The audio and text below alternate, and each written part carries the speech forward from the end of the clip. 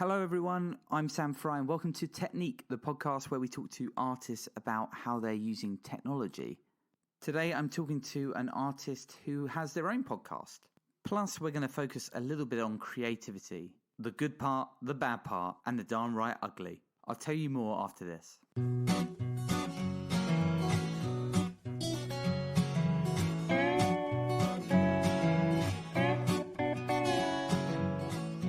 So today's guest is artist, technologist and consultant Leila Johnston. If you don't know much about her, well, this is her describing what she does. I'm Leila Johnston. I'm an artist, a curator, a writer and a consultant, I suppose. I speak at lots of different kinds of things about technology and art related issues and ideas mostly. I do a lot of stuff with creativity and thinking about how that emerges from art and technology, I suppose. There are many things that you might know Leila for, especially if you listen to podcasts. Until quite recently, she had a podcast of her own called Hack Circus, which was part of a larger artist collective that she ran. Plus, she's one of the co-hosts of Shift, Run, Stop, a podcast all about creativity that she has been involved in for about 10 years. Leila's also written lots of books, including some where you choose your own adventure, and she's currently the digital curator at the Site Gallery in Sheffield. In this podcast, we talk quite a lot about her work, but we also talk generally about creativity and how that can be fantastic, but also a bit of a curse. So let's listen to some music and then get into the podcast.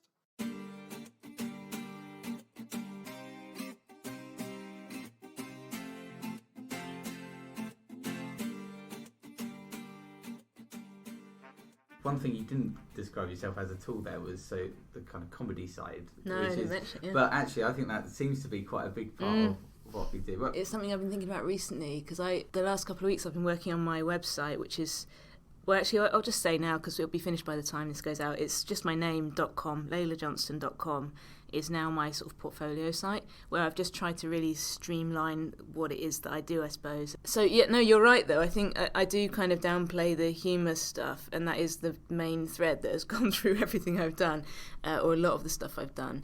And I think that's partly because I feel it might put people off or might make people not want to hire me or work with me. And actually, as I say that, I feel like that's ridiculous because it's an interesting thing, isn't it, that you think that's something that maybe would differentiate somebody. But yes, in terms of my potted background was, yeah, you're right, I always wrote things and I always made magazines and comics and things even as a child, and I always sort of thought I was going to be a writer, I suppose. After I graduated, I did a history of art undergraduate degree at York, and then I did criticism and culture at Cambridge, which is like a critical theory degree, as my MPhil. And then I got a job as an editor, a deputy editor on a national magazine, which I did for over a year, I think. I was always in the background making stuff, and I was making things with the internet, and one of the things I was making was comedy websites. I just thought it was fun. I couldn't stop myself and making all these stupid things. And one of them found its way to a publisher, and so I had an email from a publisher one day when I was at work doing my job, which I was starting to dislike a bit, this job as a magazine editor. I don't know why. Thinking about it now, it was an amazing job. I don't know what my problem was.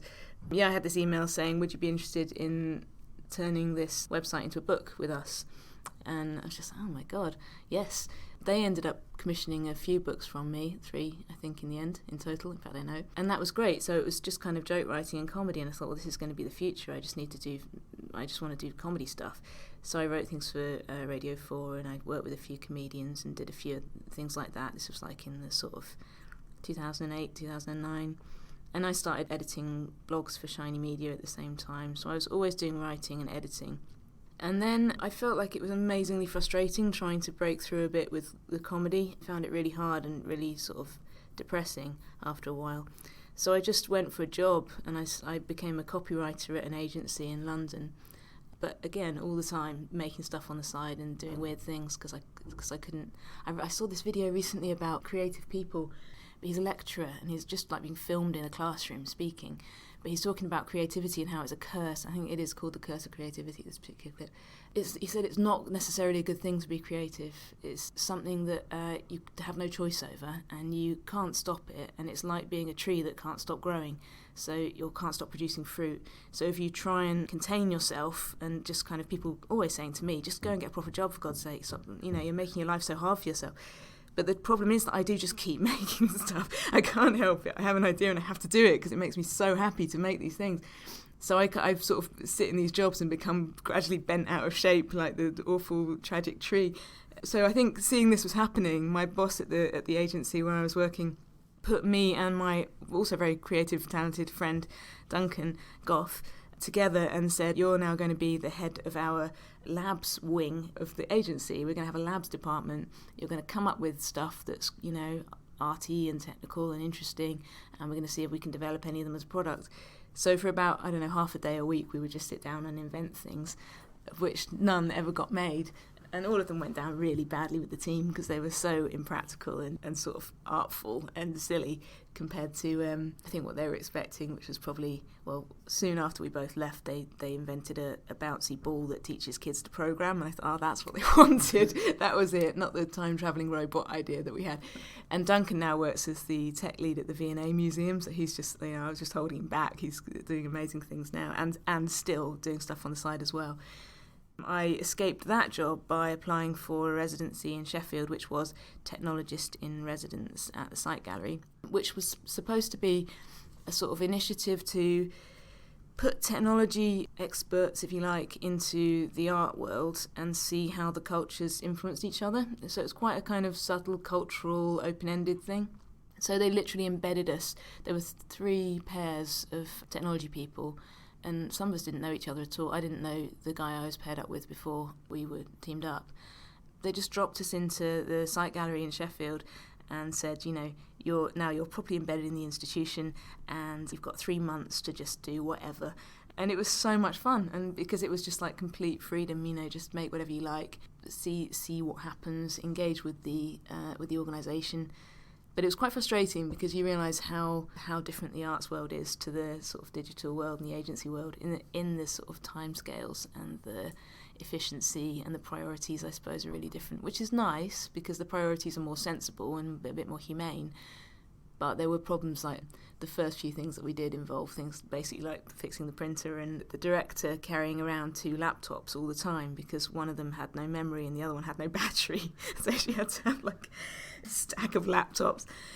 And then I just really liked Sheffield, so I stayed and bought a house and carried on just kind of taking different bits of interesting work.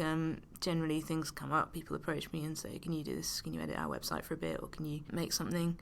And started applying for more, because I felt a bit like we'd been artists in residence really at the Site Gallery, so I started applying for more art-related projects and trying to see myself as an artist more, and did quite a few residencies after that, and which you'll see on my website, leilajohnston.com, all my residencies. And that's been the last kind of 5 years, has been doing a mixture of journalism stuff, technology journalism, and writing about the arts, and doing residencies. And I had an exhibition at the Lowry last year, which was ridiculous because I've only been an artist for like a year. And I was like, surely somebody else should have this spot. But no, that was an amazing thing to fall into my path. I don't know. And now I suppose I made a big decision at the beginning of this year to just stop applying for things because it's a real downer and you get such a small percentage of them. And also I realised I was using it as a bit of a gambling addiction, just constantly applying because it's so easy to send out ideas, because that's what I love to do anyway, and then just kind of hope that you'll get one back, and then you're really grateful that you're getting like 500 quid to do something that's going to be really arduous. So it became quite unhealthy, I think, the application thing for me. So I decided to stop that, and then as soon as I stopped it, quite a few opportunities seemed to suddenly come in, and I thought, maybe I've kind of changed my attitude to the universe, and that's been a good thing.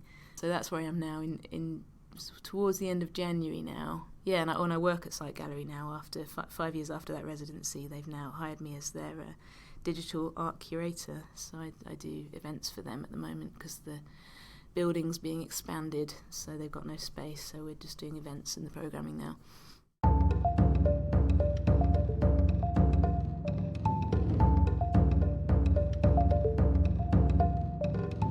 I was looking at Amazon reviews of how to worry friends Oh, yeah. and inconvenience people, which I'm sure you're aware of like this, but I don't know if these are your, I never some look of your at, friends or... I never look at the Amazon reviews. No, that's probably shielded me from a great pain.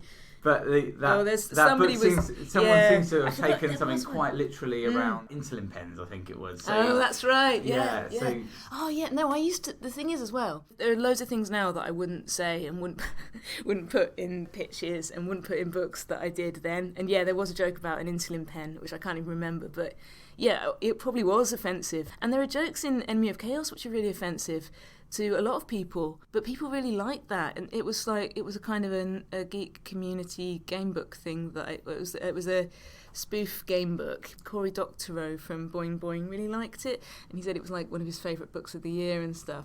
And he's like a sort of geek hero, but there was so much stuff in it that was a bit like, are you taking the piss out of people with OCD? You know, is that okay? And I don't think I would do that now. So I think maybe I've got worse over the years than just, I've got more limits that I shouldn't have or something. I don't know. The book, from what I can make out, is all about funny ideas more than anything, and playing on them. So one of those was about taking insulin as a recreational drug, and I think the review was essentially someone's mum saying, well, my child needs to take this, and they would find that really offensive. Yeah. But what was great about it is a lot of the other reviews playing on some of the other ridiculousnesses of some of the ideas in the book and saying, well, yeah, I do that, or I do this. So people that get that sense of humour kind of play on it as well. So almost it works in the opposite way. Yeah, it can do. Yeah, it's that classic thing, isn't it? If you do something offensive or you get a thing pulled, then that is the thing that, makes it more interesting to people. Yeah, I think that might have been the joke. I remember talking to one of the publishers about it at the time, and and he was saying we should just, in the next print of that book, we should just have a blank page or something that just says like, this joke's censored or this joke was taken. Just like make a feature of it, and increase the intrigue around what was there. But yeah, I'd totally forgotten about that. But that was 2007 now, so it feels like, I suppose it was only 11 years ago. It feels like a lifetime ago though.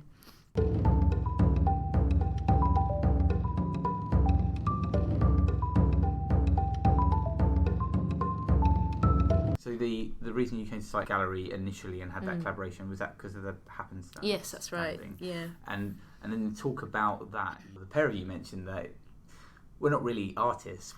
We like technology a bit, and we like making stuff. And so is this art? Probably not. But we like doing we like making stuff, and we're going to be driven to make stuff. And everyone else seems to be artists on this program. But it sounds like you've changed your mindset, or whether that you felt that you've moved more into some of the realms of being an artist, or you just more assured in kind of your place in that world. I don't know what I think it's one of those things where you can sort of maybe it's that, like, if you want to be a writer, it doesn't really help to say you're a writer. It helps to have, if you want to be a journalist, then it just helps to have good pitches and be able to string a sentence together, send stuff out, have that determination. But if you ever say, dear editor, I am a writer who does this, and that's kind of off-putting, it's a bit sort of, it's too much. It's like, what you're trying to prove. Whereas if you're going after creative opportunities, then it does help actually to say I'm an artist and I think this is what I think I am, because that's what they're looking for, and there is a certain type of person, well, not a certain type of person, but a certain identity or something that is expected of you. And if you rock up going, I'm not really sure if I'm really an artist, then you're probably not going to get the funding. It is a real problem financially. So I think, what was the first thing I did after? I guess it was kind of a gradual thing, because after Happenstance was 2012, and then I went back to sort of editing stuff for a while, and I didn't really make things for a little while. I launched Hack Circus. Doing Hack Circus was something which made me feel more like an artist and a curator actually as well, and an editor. So it's like all the things I like doing wrapped up in one. But I can use it as, I can say it was an artist collective, and I was in charge of it. So that's quite a good thing to be able to say when going for artistic funding. But now I'm feeling a bit more like, well, I don't know if it helps me anymore, because I've to have that label. And it is, it's still helpful, and I'll still put it on my website because I've had an exhibition and I've made things for, I got one of the New Work Awards at the Brighton Digital Festival, and the British Science Festival commissioned me to do something as well. So there have been sort of things that have been proper now, And for me, it's not enough for a living, so I'm still thinking, like, is there some... I don't know, it's so hard, because I know that if I try and go, right, I'm just going to go and try and make a full-time living doing whatever, editing, I'm just going to do editing, or I'm just going to do writing, or I'm just going to make art objects, then I won't be able to help it. I'll keep doing the other stuff too, and everything will break. So maybe I should just accept my lot as as someone who just does lots of different things. I don't know. I think there's lots of people in that bucket. I've talked about it. I've actually talked about it on these podcasts before. That whole curse of creativity thing is a challenge. I don't think I could ever just do a job and not do anything on the side. And even if you're doing something on the side, you then go, well, I want to also do this. Yeah. And then you do this. So it's hard finding that thing that runs through the middle. You almost want that thing through the middle, don't you? And then to be able to maybe do a little bit of this and that on the side, but really this is the thing. Is that essentially what you're talking about? Yeah, I wonder if by the thing in the middle you mean a practice or like a job, or right? It's kind of looking back on it afterwards, it kind of makes sense as well. I think that's the other bit. That's right, yeah. So sometimes you might go, oh, I need to look at that now. Essentially, my last job before I worked for a technology company was at a very arts and craft place. And therefore, going from that to this would seem to most people as kind of like, oh, so you've had a change in career or something. But it doesn't feel like that to me. It feels like, oh no, I needed to do that. I needed to find out about that. And maybe I'll go back to the other you thing. Feel that urge to see what's in that dark corner. Yeah, interesting. Yeah, I think it is that, isn't it? You do feel like you just sort of feel pulled to things, and that's the thing. Today, I need to know that. I need to know what that is and work it out and understand it. And I felt like that with dance. Actually, I did a residency with Rombe just down the road here.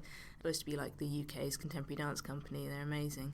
That was really just because I thought, yeah, dance, that's what I need to know about. And it was just like a physical urge, it's very hard to explain, and maybe you shouldn't try and explain it. And they obviously loads of people applied for that, but for some reason, I guess they saw that in me, that I was like, I have to be here, this is the one. And because of that, it went really well, because I had that sort of, that draw to it that is very difficult to explain.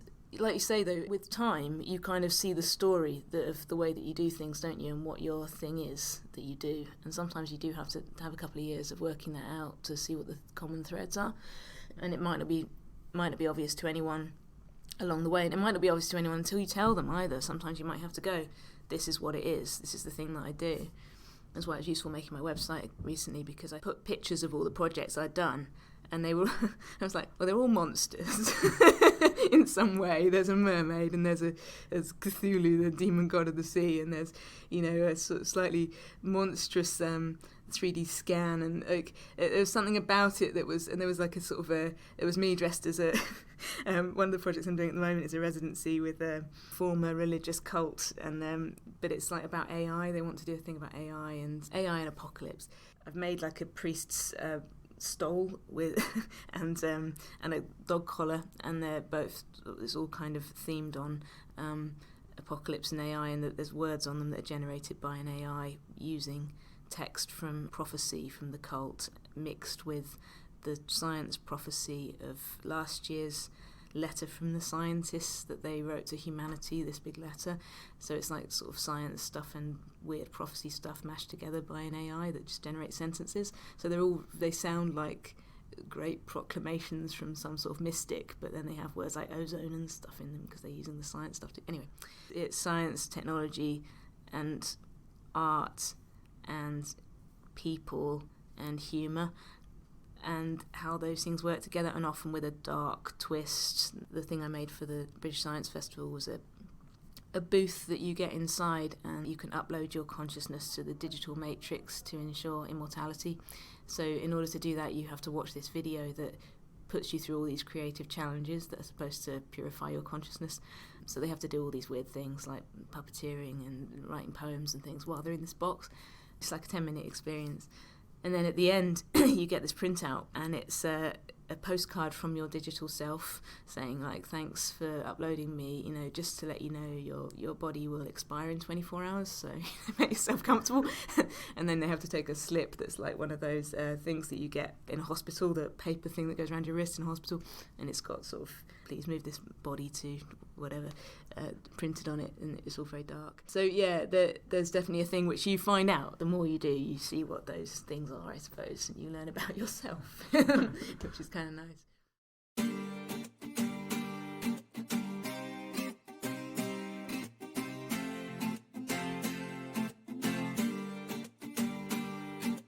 What's the process? Like with this one, it was quite nice because they just emailed me. They're based in Bedford, this organisation that I was saying about that used to be a religious cult and it is now a sort of research centre for millennial religions. And they put on a conference.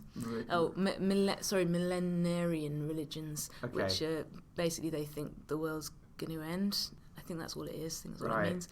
They're based in the building that used to house one of these religions, which was a new religion in the 1920s and 30s, run by this woman who believed herself to be a prophet and thought that she was getting messages from God and stuff. And then all these other women mostly moved into the building and some other buildings nearby, and they all just kind of followed her word about what to do all the time, and it was really weird but amazing, a really interesting place.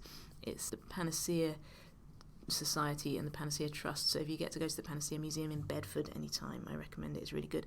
But they approached me. I think they just must have typed in like AI and apocalypse into Google and my name came up at like the top. That's worrying in itself. Yeah, so I don't know how they found me, but they headhunted me for residency, which doesn't usually happen at all, so that's quite nice. And then usually I think I get quite a lot of freedom. I mean, if it's something where they've approached me like that, we'll have a conversation. I'll find out what their priorities are. They've said to me they wanted something. They're really flexible, and they'd never done, as with so many of my things, they'd never done a residency before, so they didn't really know. I was like their first one. But they said they thought they wanted something online. They thought they wanted me to use the archives that they'd got, which is lots of photos. And we just agreed on the timescales, and it was quite sort of practical stuff. They didn't say, please make us something that speaks of this particular theme or anything, so I could really do what I wanted. I think they wanted it like that as well. They kind of wanted to leave, which is great for me as well. But in a way it's harder to get started when there aren't so many queues, because I did spend a few weeks. I am getting faster though, I've noticed that, but I did spend a few weeks just kind of thinking about dolls' houses and sketching loads of things and getting really into that and trying to work out if I could do anything good with a doll's house. And then I completely abandoned that. I wasted a few days but that's part of it, I think. You have a huge discard pile. Yeah. I think that's part of the process. That shows that you're getting somewhere, hopefully.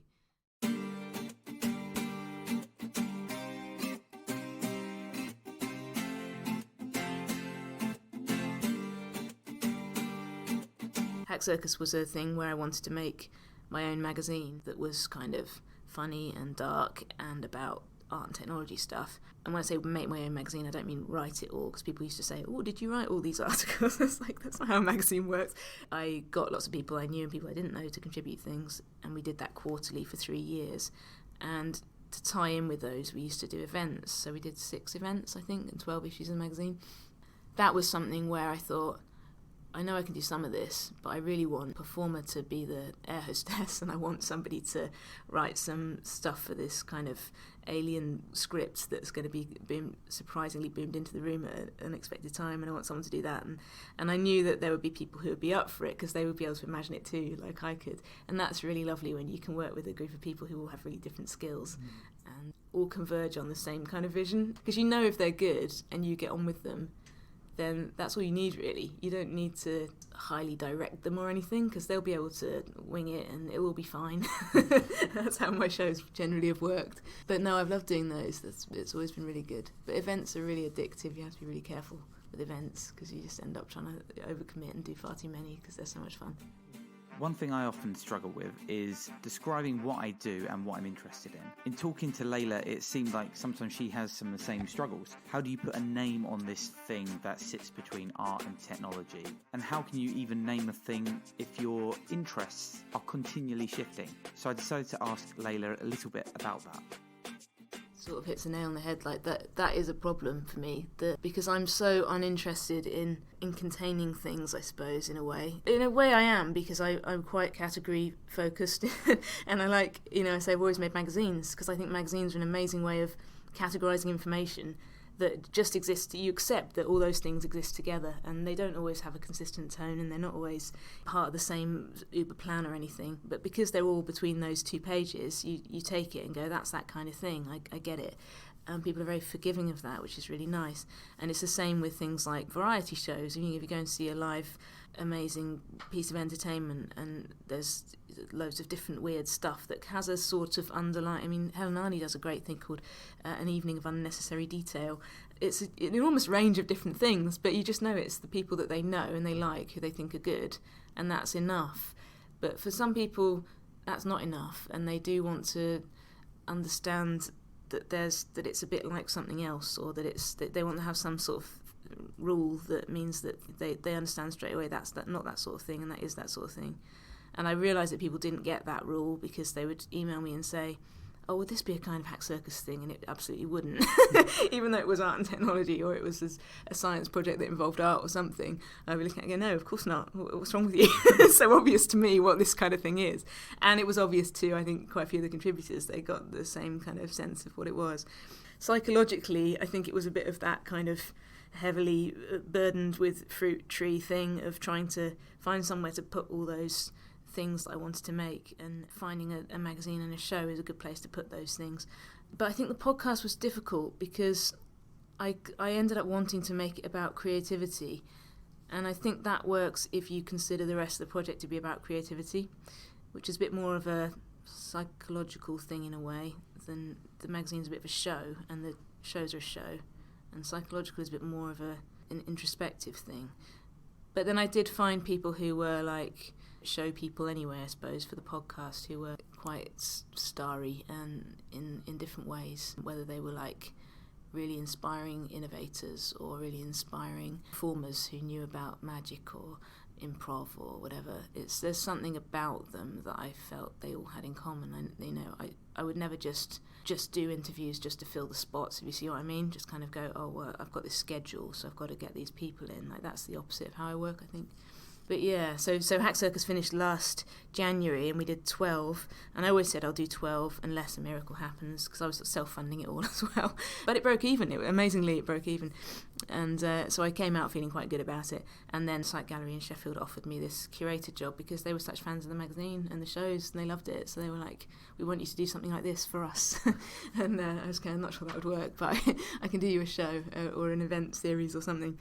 So it has been one of those things where if you do the thing that you really love and you make a really good job of it, make it really good quality, then people will be interested in you anyway, and that will lead to other work, I think. That's my theory. The other thing about Hack Circus, such a good name. Actually, I think it kind of summarises the concept of a circus. It's the same as that variety act. And it's a bit dark, which I like. Yeah, it's dark, but it almost the podcast part is like being behind the scenes to it. Yeah, I think you're right. Yeah, totally. I didn't really think of it as a kind of another layer behind the show, if you like, but I think that's a really nice way of, I should steal that really, put it on all the all the literature.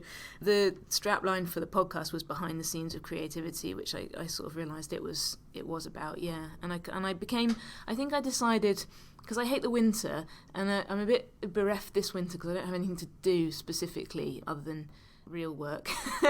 But last winter I did loads of things, and one of them was doing all these podcasts and also writing about, I decided that I was going to do a regular blog about creativity as well. So I wrote this blog, which was actually really popular, and people would sort of message me about it and say, oh, thanks so much, this has really inspired me, and it was actually really lovely. And I don't know why I stopped. I think I just sort of decided I couldn't keep doing so much work for no money forever, which is stupid because I probably could, but I stopped doing it, and I might start it up again actually. But that was me thinking I should be providing a public service like that. I really felt like I should do something. That's with the Creativity Clinic episodes of the podcast, which were just little small sort of 10-minute mini episodes that are really easy for me to do, because I think about something that had come up, like you say, that week, or someone had emailed or tweeted me a question about creativity or something. And I would say, well, this one comes in from so-and-so, and I'm just going to talk about this for a bit based on my experience. And it just kind of felt a bit like I would get feedback, always quite positive feedback from people. Yeah, and it was that thing of like, oh, it's not just me making a mad box for people to get in, or it's not just me making a space experience that people are going to forget about in 10 minutes. This is actually, something I'm helping people I don't even know directly with some sort of advice. That was quite nice.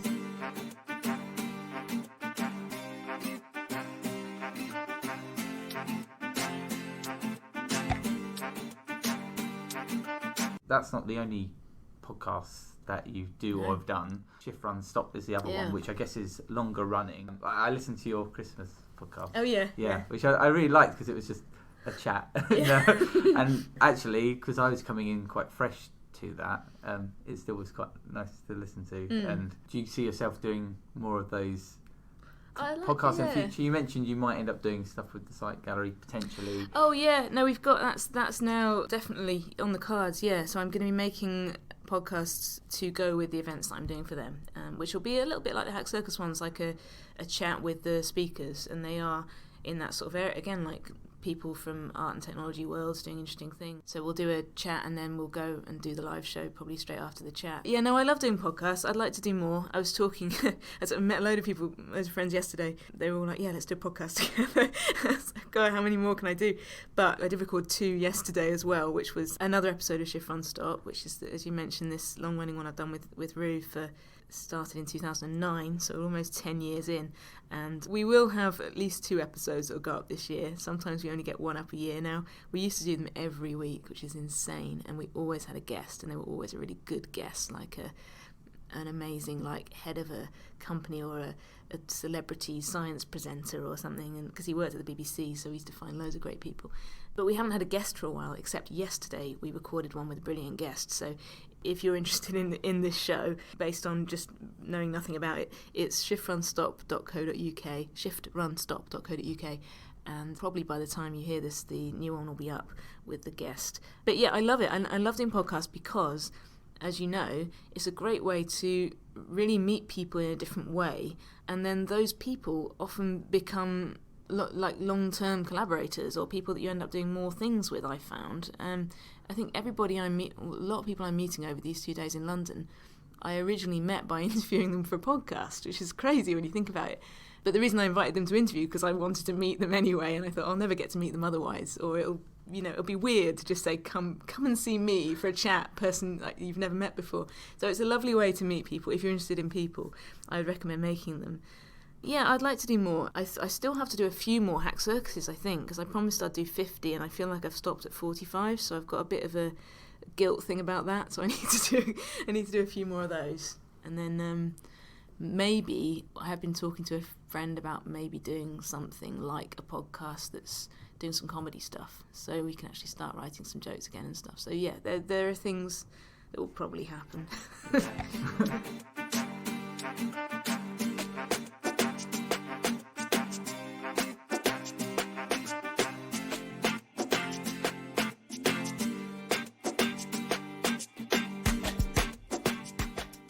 So that was a very awesome Leila Johnston. You can find out more about Leila Johnston on her website, which is leilajohnston.com. She referenced this at one point in the podcast, but it's recently been done. And you can find links there as well to some of the other podcasts that she's been involved in particular Hack Circus and Shift Run Stop, which, as she mentioned before, she's still working on episodes of those. Plus, what I definitely recommend is following her on social media. If you're on Twitter, she is at Final Bullet, and you'll get a much better sense of her work and her sense of humour if you follow her there as well. Otherwise, that's all we've got time for this month. Thanks again for listening to this podcast. And as always, if you've got any recommendations of people we should be speaking to, or ways we can change or improve the show, just let us know. I also wanted to give a special shout out for Sean Miller, who made the music especially for this show. You might remember Sean from one of our previous episodes on blockchain and art. So thanks very much for that, Sean. If you're a musician and you're listening to this, hey, why not make some music for us too? Just get in touch with me on @TechniqueUK or contact me on the create-hub.com website. Anyway, thanks again, and we will speak to you next month. Take care.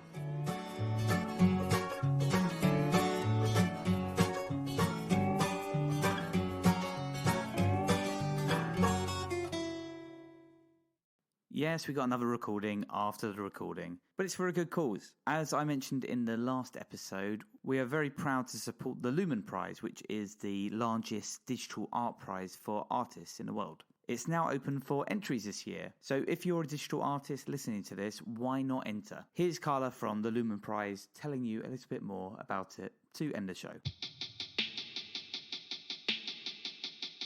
Hello, this is Carla Rappaport. I'm the director and founder of the Lumen Prize. The Lumen Prize is the global award for digital art. It was called the world's preeminent digital art prize by the Guardian Culture blog, and it aims to raise the understanding, appreciation, and enjoyment of art created with technology globally. Anyone is eligible to enter the Lumen Prize. All you have to do is go to the Lumen Prize website, lumenprize.com, and all the information you need to upload your work and enter is there.